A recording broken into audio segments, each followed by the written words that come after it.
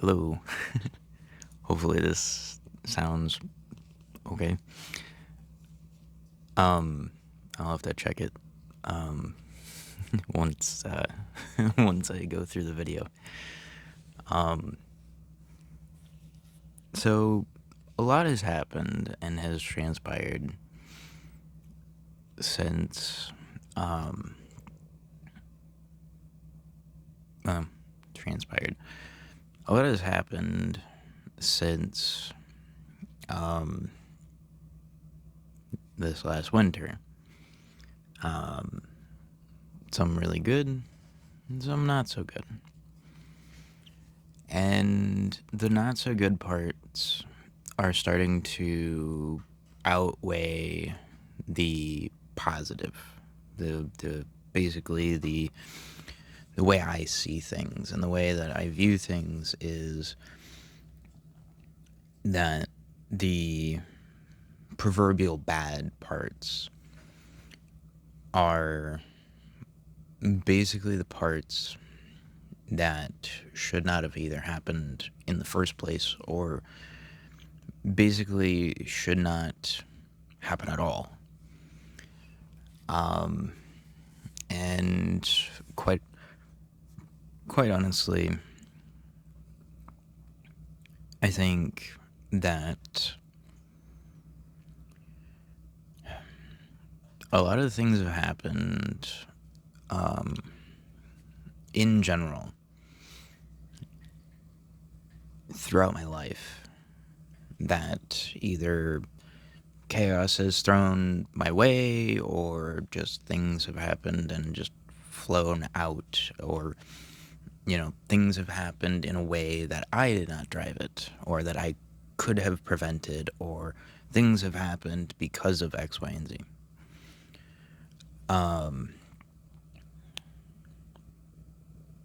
So basically,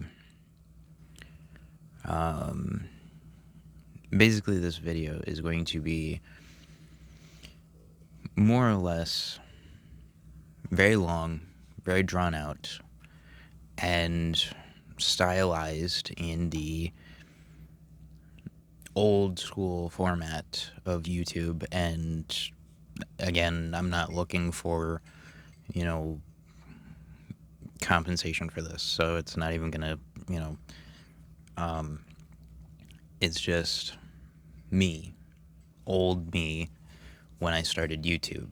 Now, to kind of preface that, I have been online for a better part of 2 decades. I have been online in various capacities for the last 2 decades. I have had my ups and downs of seeing different things happen, seeing different things flow, and interpreting the world around me through the internet.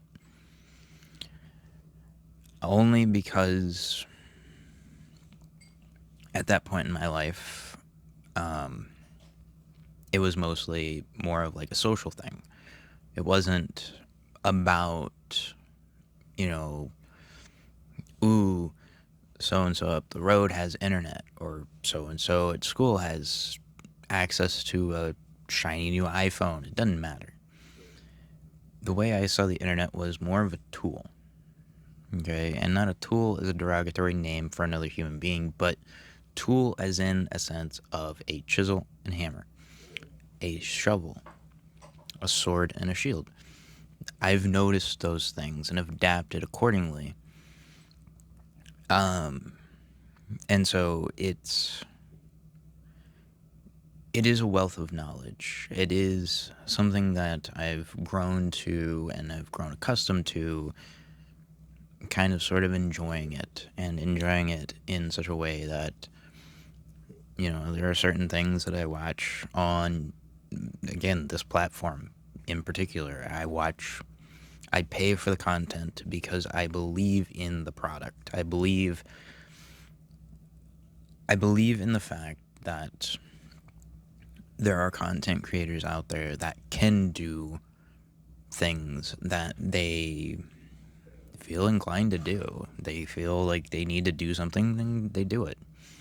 But at the same time, and in the same vein, there are people who like to exploit the system. And those people, again, I'm not going to go down that rabbit hole.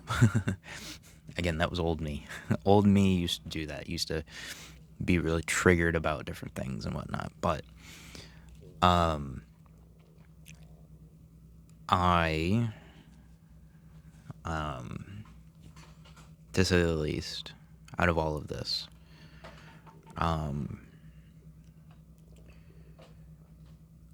I have noticed that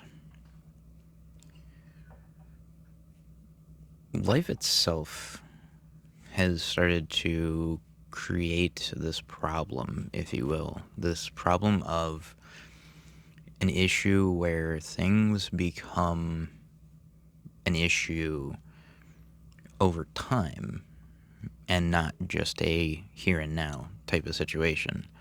And so what I've realized, or at least what I've come to realize, is that it's not about the people that you're around. You know, those do play a factor. Those people do tend to play a factor. The problem isn't that, though. And it's more in line with the notion of people who just choose the wrong paths, or when they flip a coin and they call out the wrong face. Okay, it's those kind of people. And because I was at least from my perspective, the way I see it, is I was a pre-iPad kid. All right. So the term iPad kid came around when parents decided to not parent anymore and just give a kid an entertainment device and just zone out the world. So I was, and a lot of us that grew up in the digital age, or at least on the edge, the bridge, if you will, between analog and digital, we knew our limits. We knew how long we were supposed to be online. We knew how long we were supposed to be in front of certain things, certain screens, certain whatever. The problem is it didn't go away. And I think in a large part, it affected a lot of us, and it affects everybody in different ways, in different capacities. But it affected me specifically in a way that it is unreversible now. It is gotten to the point now where it's something that you kind of have to deal with now. And it has created this, what I would consider a phantom mental instability, where you are basically, from a young age, you learn all of the analyticals of the analog system, the analog life. Taking on drawing, writing, crafting things in the world, in the physical space, in the physical context. And then your brain switches a little bit, where you're thrown in front of TV, you're thrown in front of different things, and basically, like TV, computers, all that stuff. And I'm not saying that is a bad thing, but I'm saying is it does envelop a sense of a disadvantage for developmental growth for young people. being in my 30s, I've realized a lot of that is not just because of the internet or having screens on every second of every day. It is also in lieu of the analog side of things. Okay. And what I mean by that is the conflicts and the issues of daily life. Okay. I never was given a better understanding of how the world works, or at least I did, or at least I thought I had some sort of understanding of how the world works and how society would work as a whole. And things become worse over time. When I was born, things happened for a reason, of course. You know, the whole 9 months thing and all that, whatever. But when I was born, and this is something that I've come to terms with and I've come to realize, and it does come with a very heavy heart. But neither of my parents are stable. They never were stable. They never had the lavish lifestyle that, you know, TV or internet or anything could have ever, you know. My parents were the average Joe. You know, they were people who, you know, my dad came from a dairy farm. My mom came from being a military brat, so she really didn't know either how to be a good person in society. So she just was how she was. You know, my dad is a very hands-on person. Is a very hands-on, you know, loves to build things with his hands. But I didn't know that until recently, which is where I get a lot of my hands-on and needing that visual and hands-on, that tactile sort of thing for me.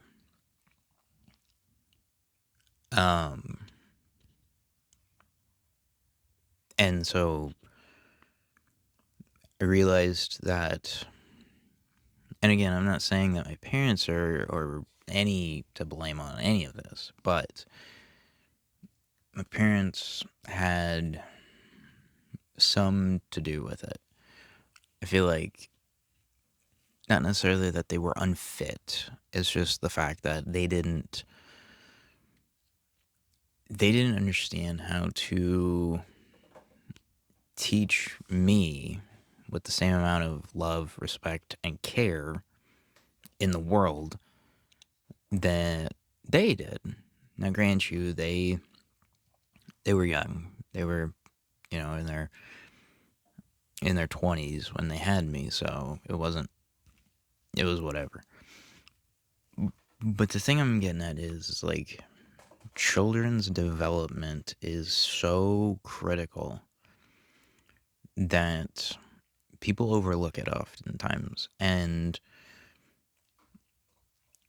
what happens is those kids who either get messed up because of societal issues or just the fact of the time or the decade that they grew up in, or, you know, calamity or whatever you want to call it, it becomes this glaring issue and very glaring problem that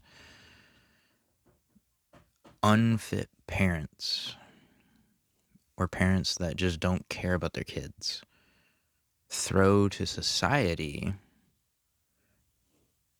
their parental woes. And they're just like, well, we can't handle this kid. We're just going to let him go outside or let her go outside and, you know, go and let society take care of the problem. Because that was how I was viewed. I was viewed as a problem. I was viewed as a problem in the family circle. I was not viewed as,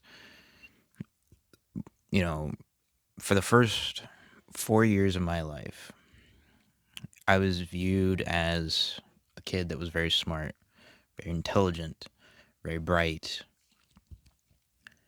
And then after that, it was all hush hush. It was all negative. Every day, it was all negative, negative everything. It was and I always say this because it was the time in which I hang on a lot to, and I hang on to it a lot because of the fact that the first 4 years of my life was the happiest part of my life. It was very happy. I was very much able to be a kid. I was able to enjoy life, and I was able to learn about the world. It wasn't until I was 6 years old, and again, my parents were never married, so my dad was out of the picture, and my mom decides to date somebody, or at least go back into dating. And quite honestly, she dated somebody who was, again, also unfit to parent somebody. And it became known that adults can't handle children. They don't know how to handle children. They don't know how to respect children in a way that is understandably better to allow them to grow, allow them to make mistakes.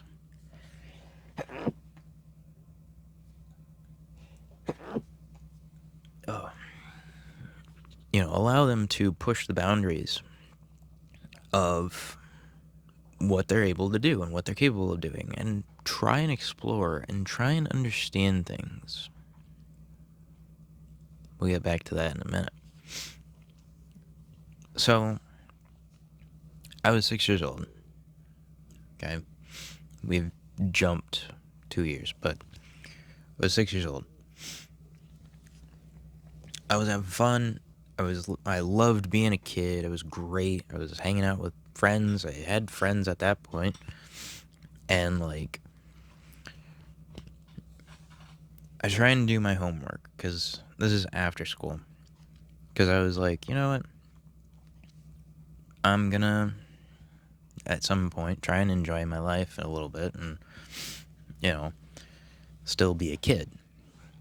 Well, when I was 6, my life got turned upside down. And it wasn't an all of a sudden type of thing. It was something that I still hold as a grudge to this day because it affected me, and it affected me on a psychological scale to the point where A, I can never forgive this person for what they've done, and B, it affected me. I'm just going to say it. It affected me on a massive scale. So, basically, I come home, and at the time, my mom's boyfriend, who would then become my stepdad, basically, who more or less is an alcoholic and is addicted to painkillers, and also has bipolar disorder, which we find out later. So you really don't know what you're going to get. You really don't know how he's going to react to whatever situation is given. So basically, 6-year-old me goes and is trying to, do my homework. And basically, I'm overwhelmed because basically he starts barking orders, which now, to give some context, my grandfather, who was very laid back, but also was very stern with, giving reason, examples, and understanding, and doing a lot, because he, who I would find out later on in life, also grew up the same way that I did. So there was a lot of parallels with that. There was a lot of fights at his house growing up too. So, which it didn't take for him to admit that years later, because of the incident with me that had happened. It triggered an emotional response to him to try and correct what had happened.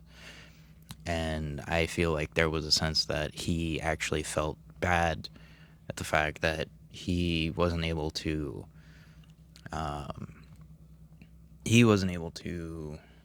protect me in the way that he was able to with himself. And I think that speaks volumes. And so the only way to right the wrong that he had to live with was to protect me. And so basically my stepdad starts barking orders, starts getting ranty and ravey and shouty and everything. Basically trying to, and again, still don't understand all of this, but basically I'm sitting at the kitchen table, I'm trying to do my homework, and I'm trying to solve questions or math or something, and he keeps, berating me. He's constantly, belittling me. He's constantly being like, oh, why don't you know this? Or you should have learned this by now. Or why can't you figure this out? Or why are you so slow? And this and that and the other. And again, 6 years old, mind you, I'm getting told all of this. I'm getting fed all of this. All right. And so he ends up snapping. Okay. Because I've had enough. I'm literally sitting at the table fucking crying my eyes out, trying to make sense of what is going on. Why is things happening? What is going on? Because I have no clue what the hell is going on. It's like all I'm doing is I'm a kindergartner trying to put fucking my homework together. It's not something that, is rocket science, obviously, but when you're a kid, you don't get that. You don't understand that. So basically, what happens is he ends up threatening me. Okay, and that's the first time, that I have ever been threatened in my entire life at that point. Again, short life, but life none the matter. No one has ever threatened me as much as he did. Okay? No one has ever threatened me, belittled me, berated me, and has caused more psychological damage than he did. And so basically what he does is he goes to his bedroom, because again, this is his place. We're not at my mom's house. This is his place. He then goes, because again, my mom is at work at this point, because he's supposedly supposed to be babysitting me, and then I'm supposed to go to my grandparents' house to spend the night, and then my mom is supposed to pick me up to go back to her place. So basically, my my mom's boyfriend at the time was hooping and hollering, shouting and raving and stuff like that and whatnot. And so he walks away. I'm like, well, okay, what the fuck's going on? What is this? And I'm over here crying. I'm like, what the fuck's going on? And so he goes and you hear a rattle in the background, okay? And basically he comes around the corner with a black leather belt and a buckle. And the buckle is the size of basically, I would say, is a very large buckle. And basically he shouted at me to stand up. And so I was literally at that point where I was like about ready to throw up, crap my pants, and just be like, okay, well, this is it. This is how I die. Because that was how fearful I was for my life at that time. Basically, he had beaten me so hard. Okay. And again, 6-year-old me did not understand this, did not comprehend any of the situation. But he had beaten me so hard that he had scarred my butt. Okay, he had scarred left welts and had literally just straight up psychologically damaged and tormented me as a person. And so that particular day, I would end up going to my grandparents' house. And so what ended up happening was my grandparents were just like freaking out because they were like, hey, how's it going? You know, like, how's your day going? Blah, blah, blah, this and that. I said nothing.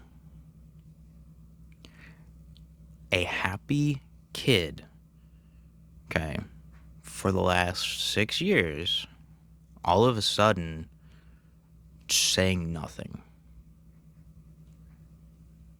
Does not say anything, does not acknowledge anyone or anything. All of a sudden, you have a problem. You have a red flag, straight up. Okay? And this is where my grandfather came into play. Okay? And this is why I've always looked up to my grandfather, because he was the one essentially that was able to A, put things together, and B, was able to come in and help me for essentially the same thing that he had to deal with his stepdad. Except for his situation was 10 times worse. Which I will not undershadow that. Not at all. So basically, I go to school the next day. Okay. My grandfather shows up. Okay, because again, I end up going to school like normal. I'm riding the bus, I go to school, I do things. And then all of a sudden, I get told from the teacher that I needed to go down to the principal's office. I was like, oh, shoot. Okay. I thought I was in trouble. So my life, from that one singular piece and one singular moment, had transpired into all this other stuff. Basically, my life, being happy, being fun-loving, being mischievous, doing all that stuff, had just been Thanos snapped out of existence at this point. And from that moment, okay, so we called the principal's office. They're like, hey, and the other thing is too, is my mom is sitting here with me. My grandfather's sitting with me. My grandfather is like overly pissed off. And my mom is sitting here weeping and crying because she doesn't know what's going on. And I'm sitting here, I don't know what the hell's going on, what's about to happen. Like, I thought I was getting expelled, to be honest. But they were like, hey, something happened, and we want to talk to you about it. And for the longest time, and again, this is probably the first time in recorded history at this point, because I've never gone on camera talking about my own personal life, because no one wants to hear this. This is baggage that I lived with my whole life, so I don't really want to divulge it, but it's whatever. But so the principal is like, hey, we need to talk to you about something, and it's something a little serious. And we understand that you don't understand it all yet, because it has just happened, but why are you not, like, what happened? So the school got involved. So not only did my grandfather get a hold of somebody, but he also told the school, something's wrong, we need to figure it out. And again, I loved the elementary school I went to growing up. It was great. It was awesome. I met friends, had great teachers, very empowering teachers, very, very just amazing teachers that just did not give up on me. And I think that shows a lot of potential for teachers. As long as you keep the humility and you keep kids thinking, or at least giving them the tools to be creative and be inspirational and just understand them for who they are instead of what society wants them to be, I think that goes and speaks in volumes. So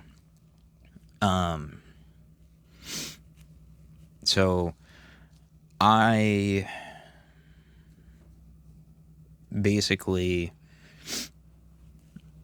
end up getting put into temporary foster care living for about 6 months or so.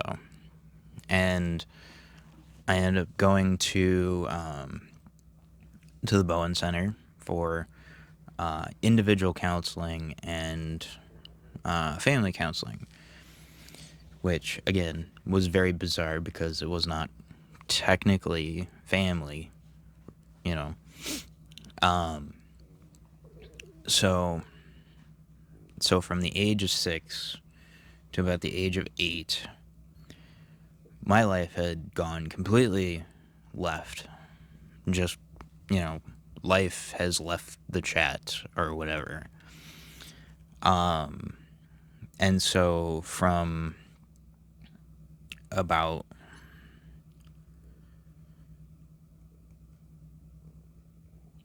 I would say from age 8 to age 11, I was living with my grandparents a lot. Like, I would not have changed that for the world. They're the greatest people. Like, I could not have had better grandparents in my life. Like, they taught me interesting things and taught me very smart things and how to, think for yourself and be able to understand the dynamics of things and how to not be so angry all the time and how to not feel like you have to depend on everybody, And so basically I also learned how to cook from my grandmother. My grandmother was very much in the kitchen a lot of times, and she enjoyed it. It was the one thing that she enjoyed besides gardening. I never had a green thumb, so I never. I've tried to garden a few times, but it just never happened. My grandfather taught me a lot about cars, a lot about what I know about cars, especially nowadays. I'm more capable of doing things than the most average people my age, which is sad. I'm able to interpret technology on a scale that a lot of people back then couldn't barely discover as a whole anyway. I was using computers at the age of 2 and discovering my own identity at the age of 4. Like, I understood more things about myself more than anything else. Now, because of the incident when I was 6, I had this very negative connotation towards men in general. Okay? Now, grant you, that didn't shadow, that never made me think less of my grandfather, but I looked at all men the same way and the same lens. Men are awful people. Men are crazy, psychotic nut jobs, nut cases that cannot be trusted specifically at all, and that they are the bane of existence, which, interpret that if you will. But, like, the problem was, it was not something that was lighthearted. It was something that was severe. It caused me a lot of trauma. It caused me a lot of PTSD. So there was a lot of back and forth with my therapist at the Bowen Center. And at this time, the person that was doing my particular case kept reiterating and reemphasizing, like, hey, do you want to go home? Do you want to do this? Do you want to do that? I was like, no. Again, that's where the whole trust and loyalty thing comes from.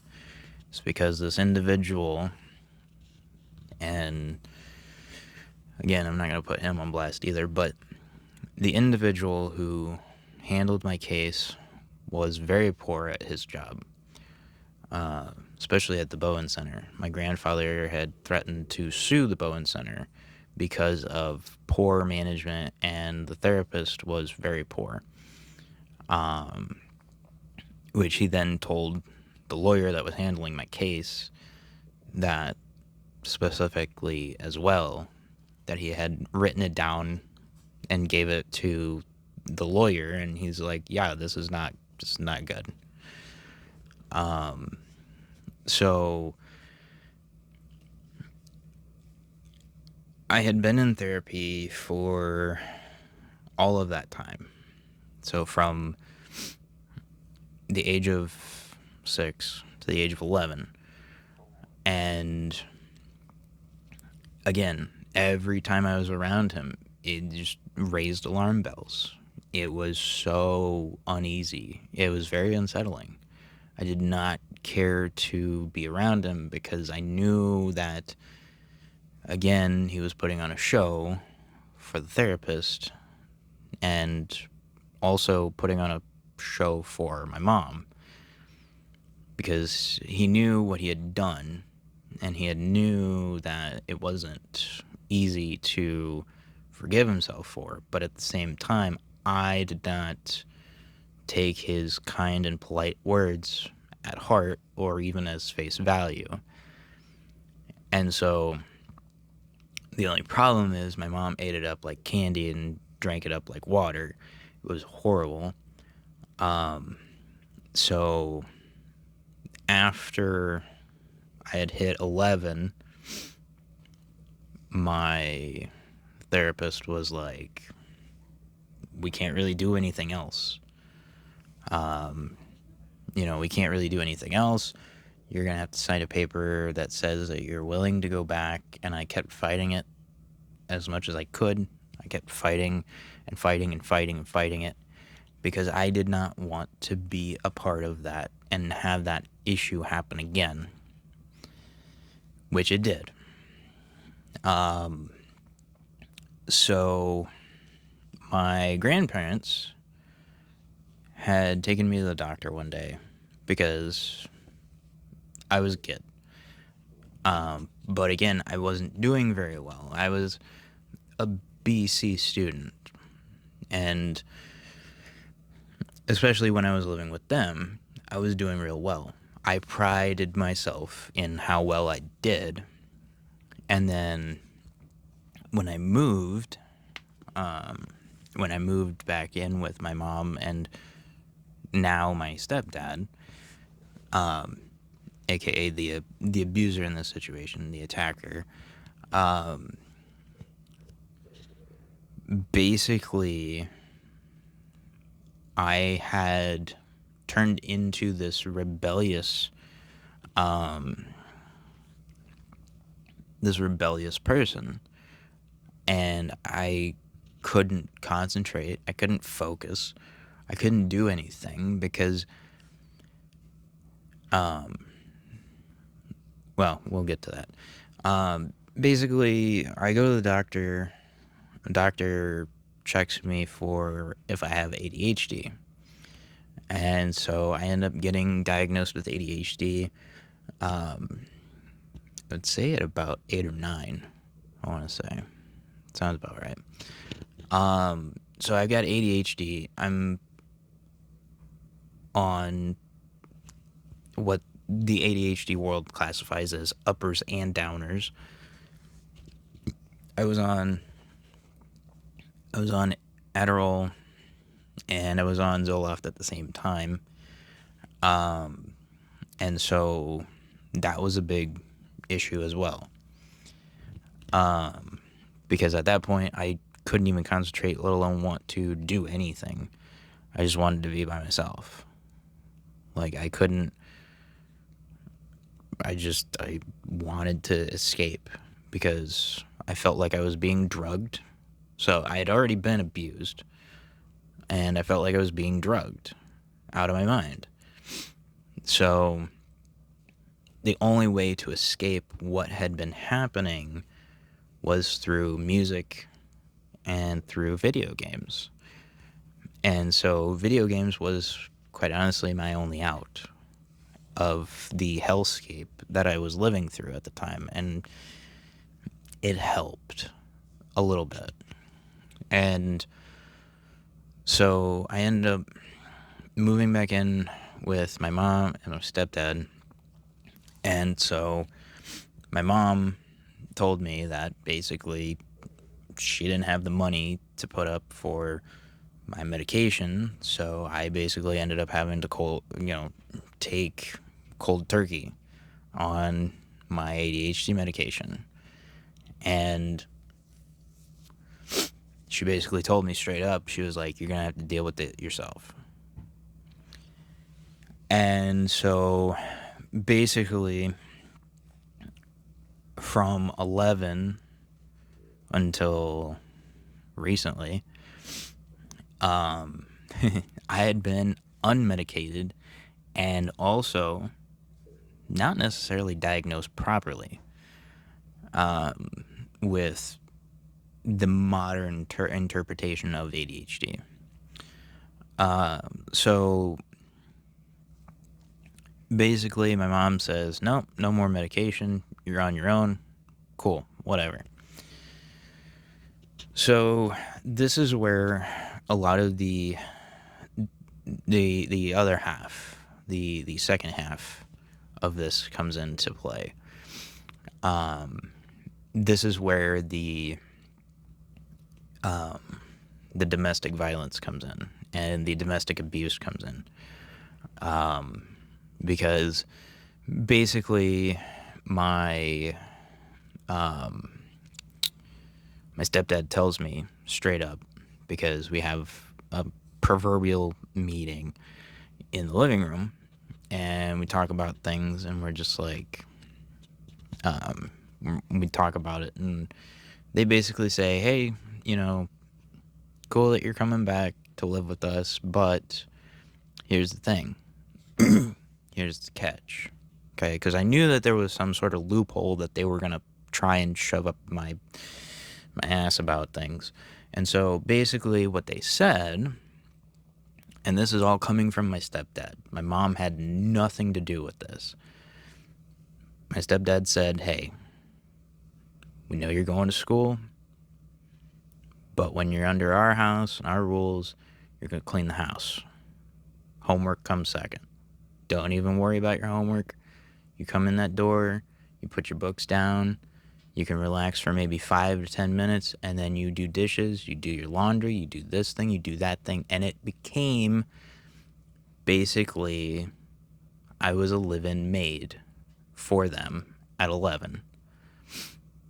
Okay. I basically turned into essentially an indentured servant at the age of 11 by my mom and my stepdad. So I connect real well with the Cinderella story because of that. Now, the other big kicker was that there was no incentive. There was no incentive to do it. They basically looked at me, they were like, you want an allowance? You go and make money your own way. Or you go and do X, Y, and Z. Or whatever. But if you were under their house, you lived under their rules, you were basically fighting for existence at that point. You were fighting for your life, okay? Which I had a precursor to that when I was 6. So I was kind of like, okay, I'm pretty much shoehorned into this hellscape now. So,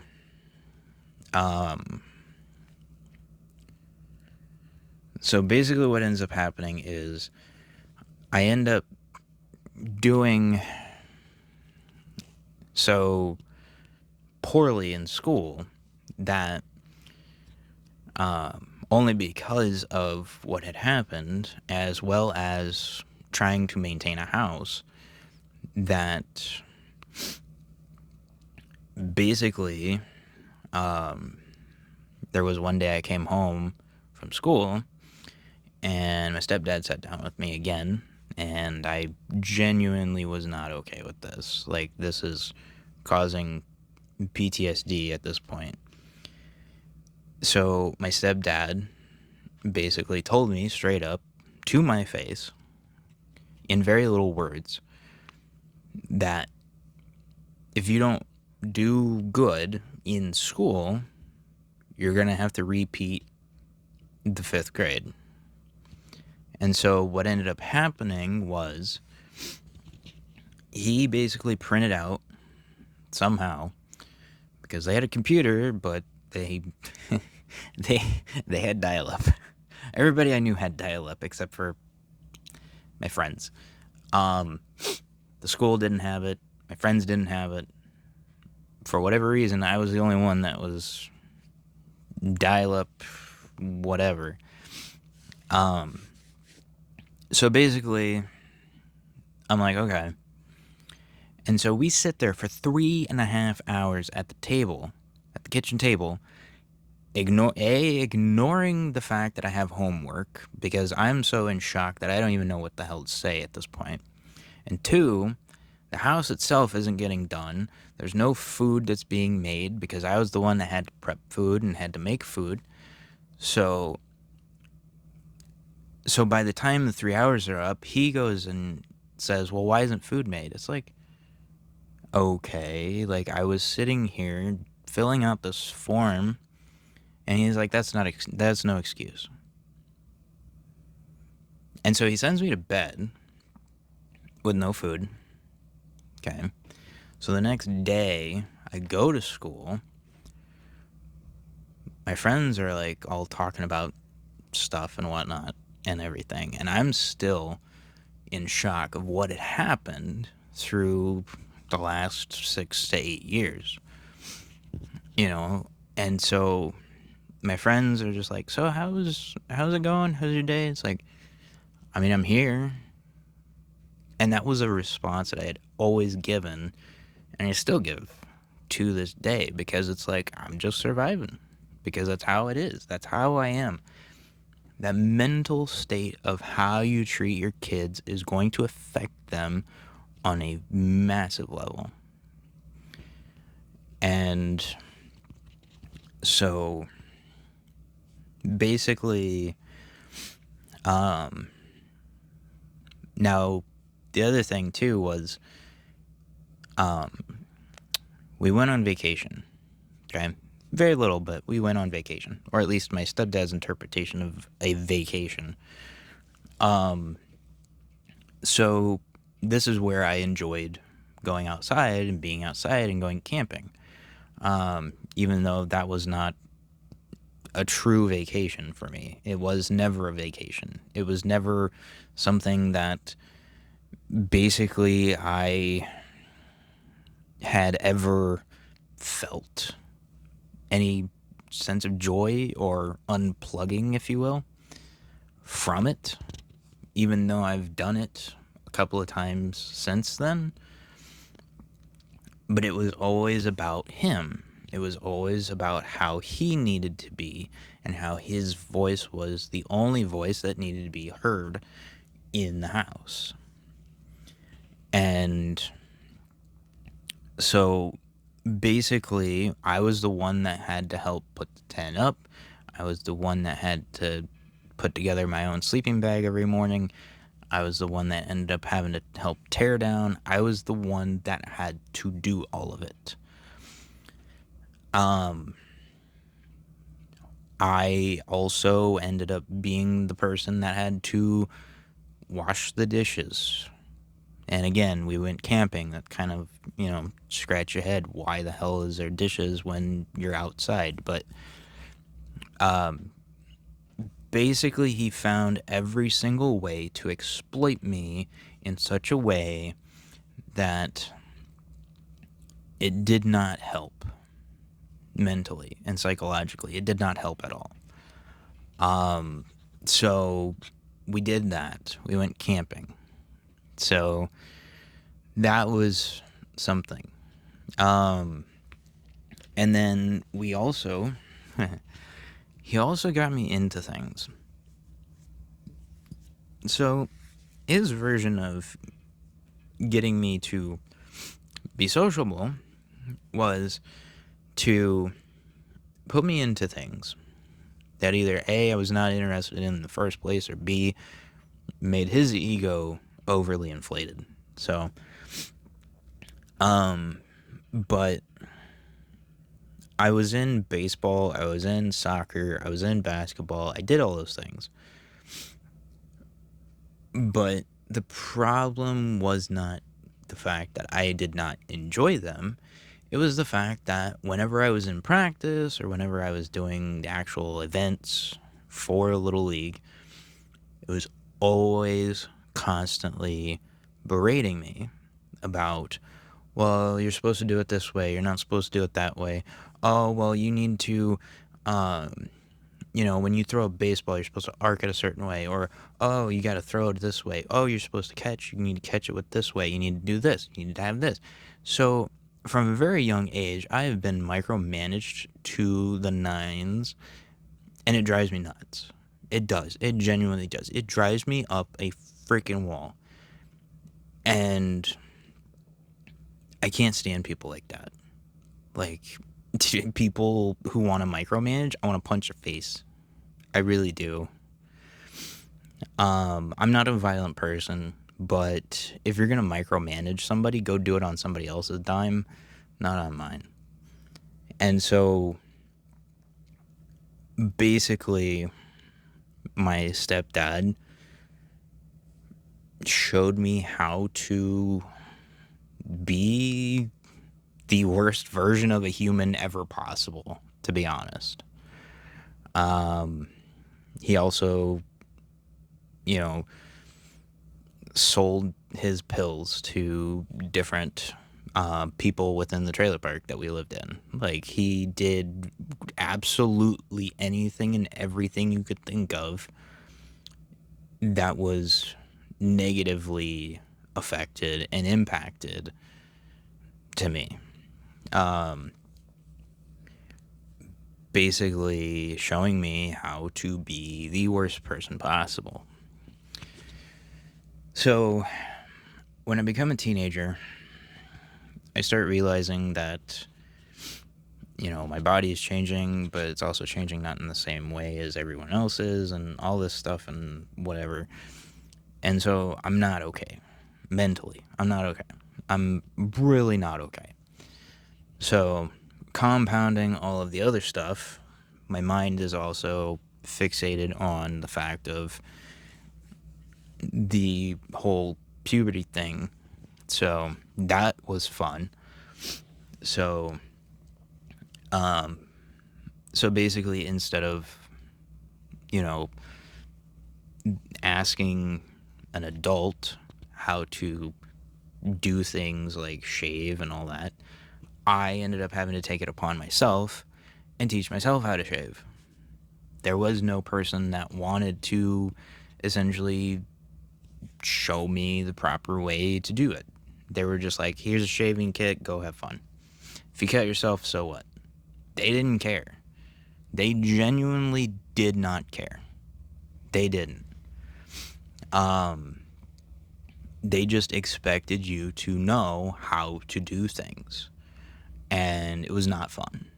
It was not fun at all. I was always riding my bike. I was always out with friends. I was never one of those party people because I knew that if I was caught or doing anything explicit or illegal, that I would end up basically in a body bag. That was how extreme it had gotten. And there was one day in middle school where I ended up, and this is the other thing too, I was bullied severely in school. After all of this had happened, I was severely bullied from the age of 11 till, to be honest, until I graduated from high school. I did not socialize because I did not want to deal with it. So, when I was in middle school, I ended up getting bullied. And I ended up getting bullied by the neighbor kids from the trailer park that I lived in. And so, basically, the kids from the trailer park cornered me in the gym. And they were, making fun of me, making names, calling names, whatever. And so basically what ended up happening was they ended up getting me on the floor. And they got this close to my face. They took my glasses and quite literally snapped them in half. And more or less gave me back my glasses. And I basically ran to the bus and rode the bus home, not thinking about it. But basically, I ended up getting it worse when I got home. Again, there was no remorse for me. There was no, oh, how was your day? None of that. On the bus ride home, I was sobbing. I was crying. I did not want to deal with anybody. I didn't want to talk to my seatmate, which at that time they were sitting us two at a seat anyway. And so, I did not have any intention to talk to anybody.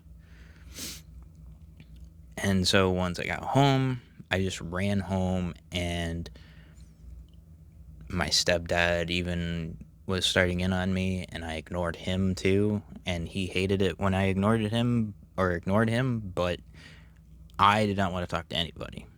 I didn't even want to tell him that I didn't want to talk to anybody. So basically, he went into fight mode, and I ended up just being a rag doll to him.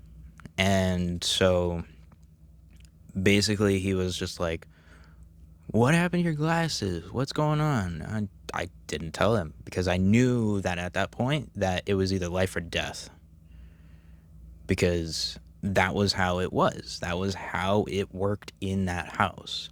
It was either you lived to survive or you lived to die. And that was it.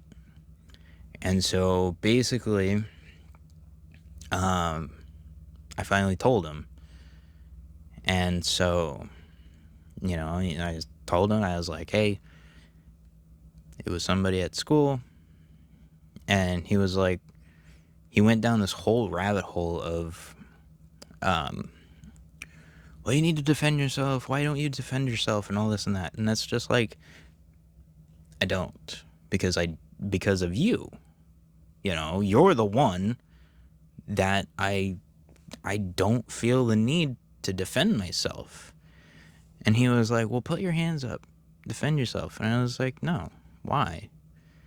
And so he literally took me by my throat, picked me up, and threw me halfway across my room onto my bed. And he said, you figure your shit out or you're out. And that was it.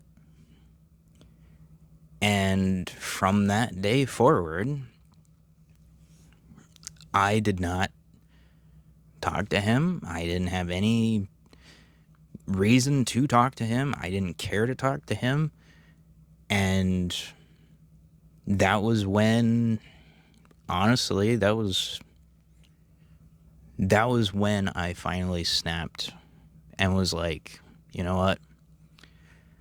I've dealt with enough shit in my life. I don't need this. And so I had started to try and figure out a way out. I was trying to shadow my grandfather through a lot of this and trying to piece together my own exit strategy, because doing it the way, because that was another thing. It was essentially every single night like a WWE match. It was either a screaming match or it was an actual fist fight, fisticuffs. And it was either my stepdad being sober, my stepdad on his painkillers, or my stepdad taking his painkillers and on alcohol at the same time. And it was either me or my mom or the neighbor people, because that was another problem. He would always pick fights with the neighbor people because basically he wanted drinking buddies and none of us wanted to do it. So he wanted people who were like him, that would drink to drink and be drunk and just cause problems and cause chaos. And it's not a life that I would even want for myself. And so, like, I more or less was like, okay, I need to build out a life plan. Okay, so during one of my classes, I took a class called interpersonal relationships. Okay, in high school, and one of the things was it was the key that essentially I needed to try and leave a very hostile, very violent, a very much needed situation that caused me severe pain. And it wasn't just the issue of X, Y, or Z. It was a snowball of things. It was an avalanche. It was like me trying to escape a runaway train and an avalanche that's behind it. It wasn't something that needed to be taken lightly. Okay. And so basically, one of the times, and this was right after I had taken my last test and my last course for summer, because I was to stay ahead, I needed to take summer school, which again, I'm prideful for that. I don't care that I took summer classes. I enjoy summer classes. And it was the only way to escape the violent and brutal, whether it be camping during the summer and camping through rain or camping through snow, or getting beaten for not having the dishes done, or this thing or that thing or whatever. Not helping with the oil change that he needed done, or helping him paint the new shed that he got. Like, there were things that I needed to do to escape what needed to be done. And that's why I tell people that, I basically grew up. I became an adult at 11.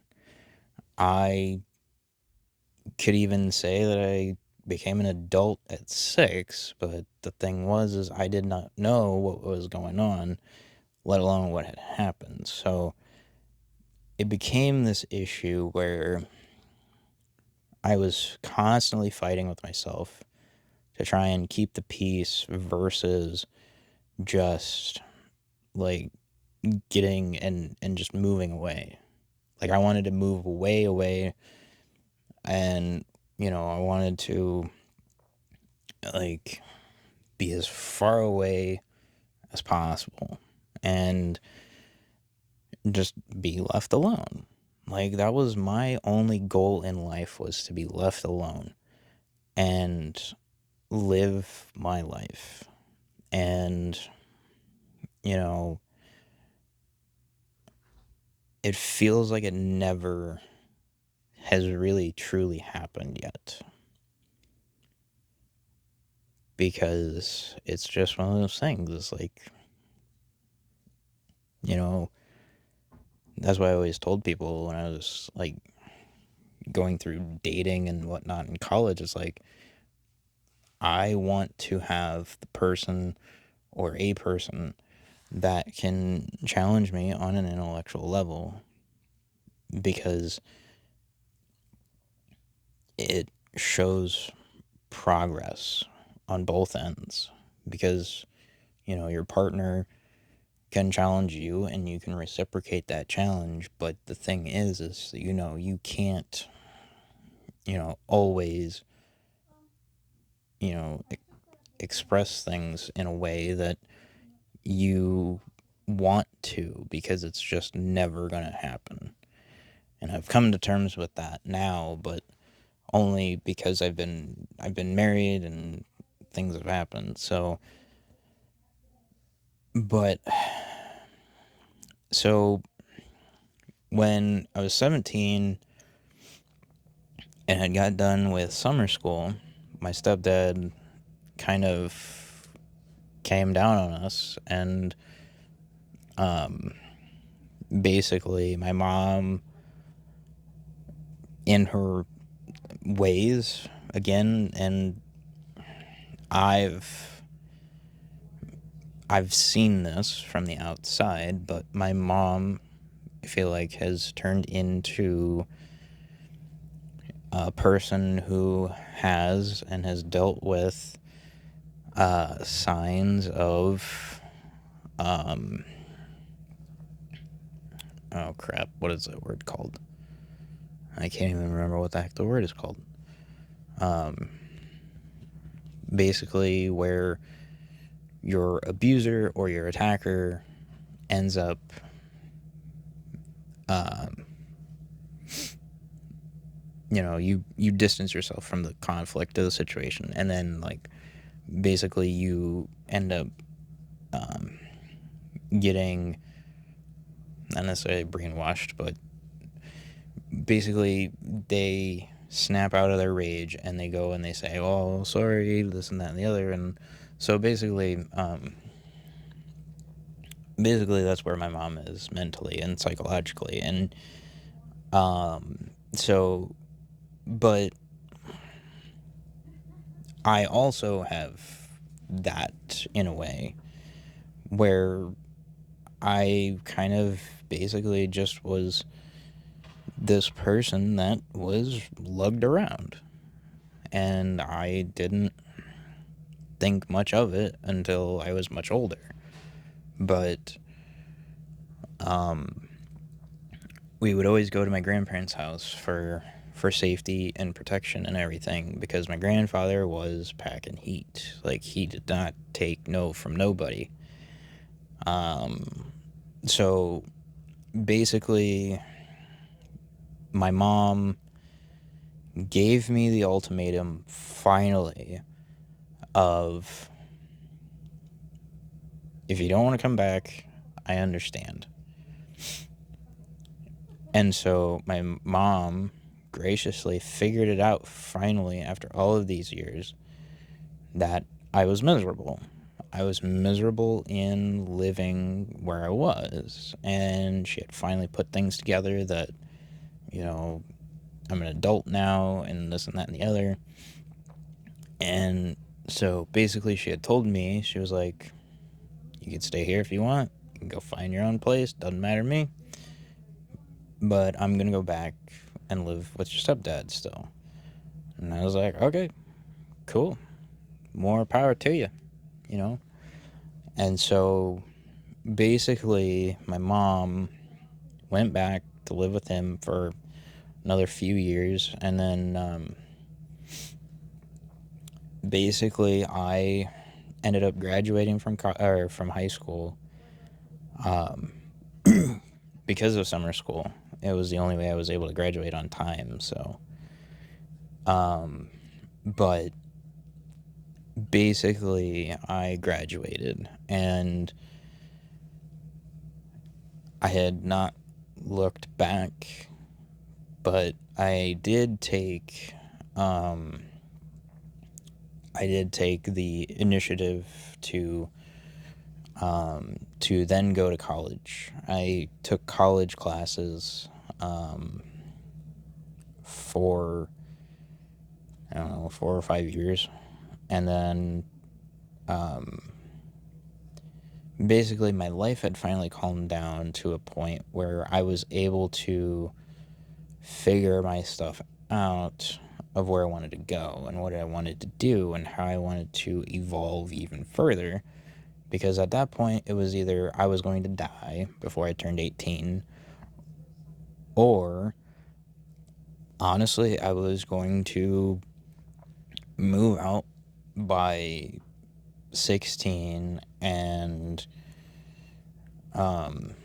get married, which never happened. Thank God that never happened. But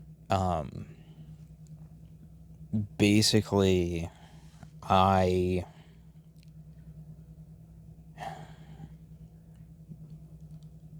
wanted to basically put this into video format because I didn't know how to explain my life in a way that would not be so complicated.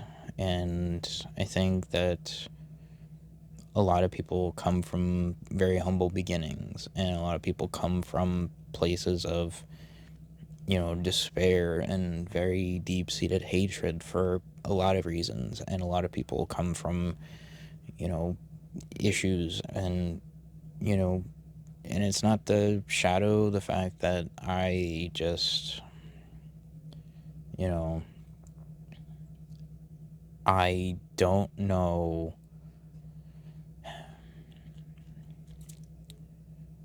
I don't know where to go now because it's gotten to a point now in my life where I've gotten to this point where I've pretty much done everything that I've wanted to do. I've graduated from high school. I've done college to a point where I just don't care to be a part of it anymore. You know, I've been married. I've gone through a divorce myself. I don't want to be married again. I don't want to be in a relationship again. And like I've had nonstop bad luck with jobs. I have not had the best of luck with jobs. And like I just want a stable life. That's all I've ever asked for. Ever since I was 6, I want a stable life. But it seems like that's never going to happen. And it's one of those things where you think about things and you look at things and you have things happen where you don't necessarily view things as a concern until you've hit rock bottom. And I think that this new rock bottom that I've hit through the divorce and my spiraling of not being okay or not being happy or this thing or that thing or whatever has caused a lot of internal pain. And it has caused a lot of internal pain because of the fact that I don't see joy anymore. Like, like I said, the last time I've felt joy or seen joy or been around happiness of some capacity was when I was 4, when I was 4 and 5. Like, I don't get why people are so happy about things all the time. Like, I could not do that. I could not be that person. I couldn't sense like that vibe, that view, that whatever. But also, something else out of all of the pain and the attributing factors that I've gone through and dealt with was that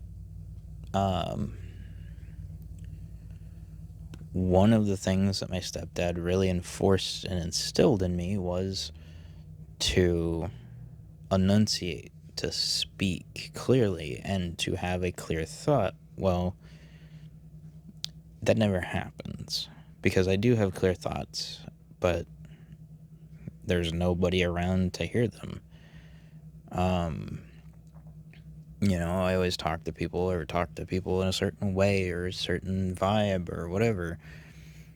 But it's like I can't talk to people only because no one wants to listen to what I have to say. And again, that stems from when I was 6. Like, no one hears my point of view only because no one has ever wanted to know. No one has ever wanted to learn about, how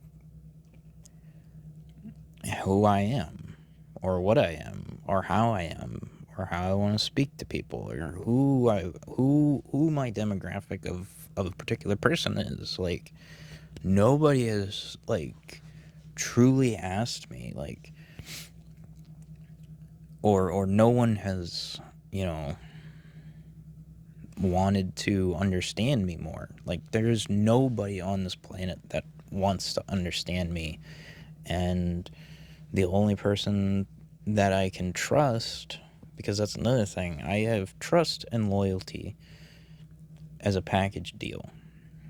And the problem is, if you cannot give me trust, then there is no loyalty for me. And it goes without saying that I have a lot of baggage. It really does. There's nothing, you know, to. There is absolutely nothing that I can say otherwise that can sway that. There is no way. Um. So. So yeah. Um.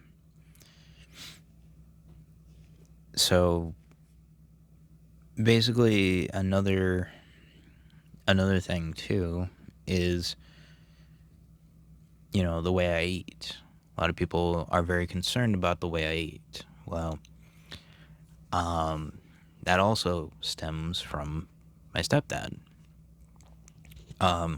My stepdad ultimately, through one of the punishments, was more or less you are given whatever food and you are expected to eat it, which caused me a lot of severe stomach pain as a kid, which basically I am very meticulous about what I eat nowadays, only because, again, that goes to trust. You know, if it's a brand I trust, or if it's a restaurant I trust, then I'll eat there. Because of how I was raised and how I was, you know, brought up, you know, unless I cook it, I don't. How much do I trust of the food being actually fresh, actually prepped properly, or cared properly, or, you know, a lot of things. Like, people don't understand that food is supposed to be nutrients for the body, you know? And I always joke about this. It's like, I am, or at least I was treated as such when I was younger, as the garbage disposal. You know, I was basically the one that basically I ate at school and got yelled at for it because I didn't trust what I was getting fed at home, because it genuinely was spoiled food. It was spoiled food that basically was weeks old, or it was stuff that was bought at the store that nobody at the store decided to pull. So my stepdad dumbingly decides to go and buy it and thinks that there's nothing of it. We basically ran out of milk a few times, and also ended up running on powdered milk, and which is very strange to include this, but we also drank horchata. Okay, because for whatever reason, my stepdad decides, oh, this is rice milk, which is not. I mean, you know, and again, not to downplay the fact that I actually enjoy and actually love horchata. It's very good. It is awesome stuff. It's just the way that it was made when I was younger was not properly made. So it was very gritty tasting. It didn't taste like anything. So And that was another thing too, is like all of the downs came with its positives, because basically I learned that I enjoyed a lot of different food and a lot of different things and a lot of different flavors and textures and stuff, and some flavors I didn't like. And like, a lot of people don't like seafood. I love seafood. I love, you know, just different things. I've tried different foods. But the thing of it is like, it's the person who makes the food that makes a good dish. Okay. And I think Anthony Bourdain puts it perfectly. And I didn't know about Anthony Bourdain until much later on in life. Actually, a few months ago, actually. But my out and my sense of like freedom, my true freedom, was to essentially be Steve Jobs. Okay, I wanted to be the embodiment of Steve Jobs. And so what I ended up doing was I ended up in the background creating a business in about 2009. Because that was the thing. In 2008, my grandfather and I were sitting down one night at the table, and he always did crossword puzzles late at night to kind of keep his mind going. But he asked me one day, just out of the blue, he's just like, "So what are you gonna do when you've graduated?" And I hadn't thought about it at the time. I was like, "Oh, fuck, I don't know. Probably go to college." He was like, "Smart." And then we got to talking, and he was like, "Well, let me tell you something." And so he talked about how his dad, his biological dad, ran a tax consulting firm, which was awesome. It was crazy. And so he basically said that, you can do whatever you want. You can think about whatever you want to do, whatever.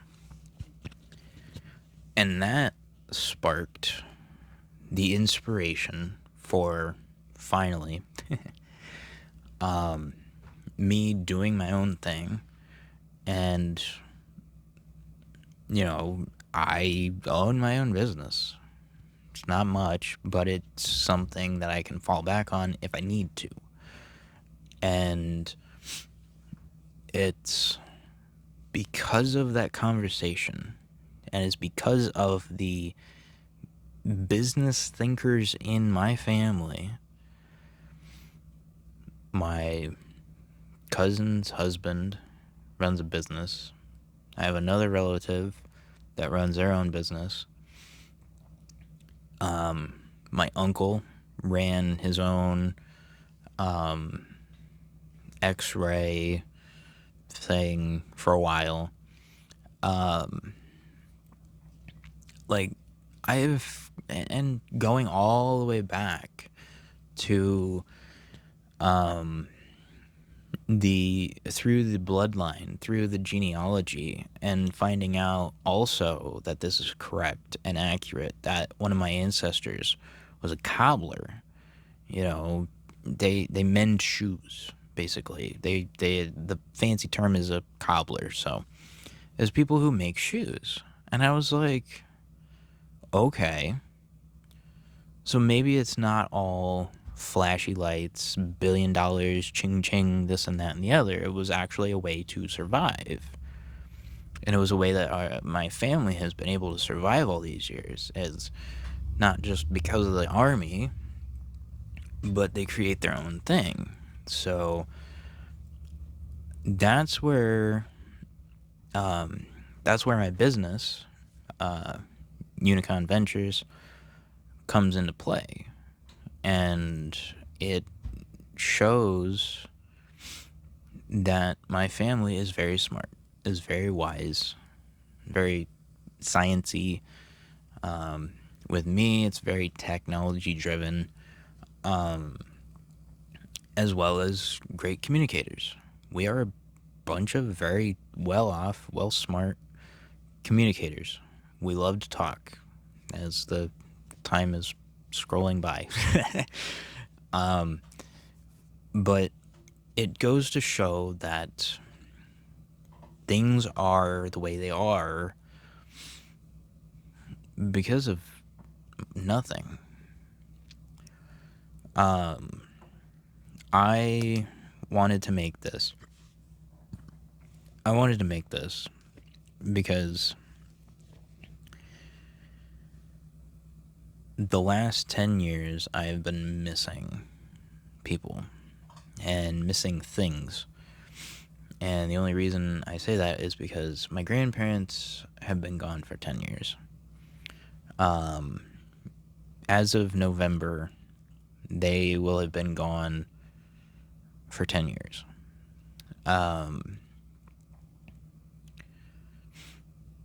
But I fight every day for my own freedom.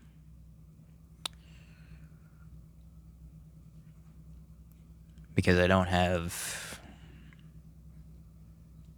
anyone to fight in my corner anymore. So I kind of had to look inward and look inside. And it's been very hard. It has been extremely hard to be in my own corner some days, because it's just not, it truly is not. You have to be, on all the time, and it's not okay. Psychologically, it's not okay. There are some days where I just burn out completely because of overstimulation, because of overthinking, job, because I do have a job, like a specific job.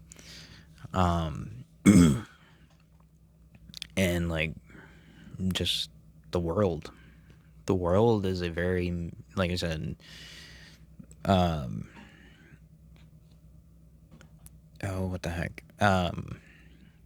The Rocky quote, the world is a mean and nasty place.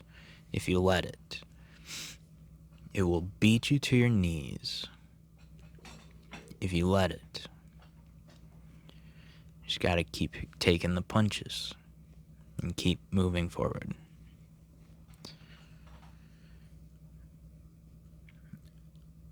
I'm living proof of that. I always tell myself, like, this is it. But for some reason, I keep waking up and I keep doing everything the same. And it gets very boring very quickly. So yeah. So I wanted to put this out because, again, I needed to clear my mind and to kind of just be for a day. No purpose, no goal, no nothing, just to be. And I think some people need those days to just exist and to be.